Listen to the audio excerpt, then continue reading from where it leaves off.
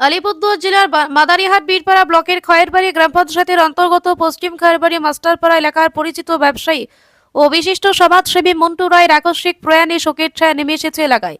জানা গেছে বৃহস্পতিবার রাতে খাওয়া দাওয়া করে তিনি ঘুমিয়ে পড়েন। গভীর রাতে আনুমানিক রাত 1:30 নাগাদ হঠাৎ অসুস্থ হয়ে পড়েন তিনি।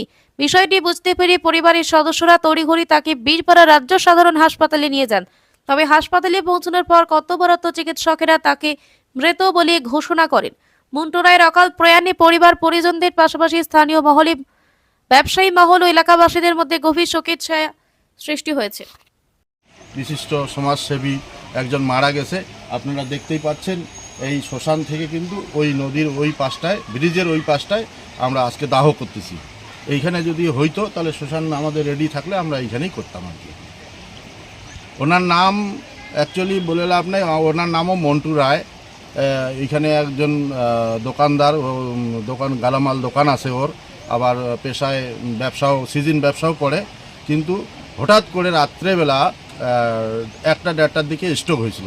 মানে বীরপাড়া নেওয়ার সময় পায় নাই, বীরপাড়া নিয়ে গিয়েই ডাক্তার তাকে মৃত বলে ঘোষণা করে। আপনার নামে পরিচয়?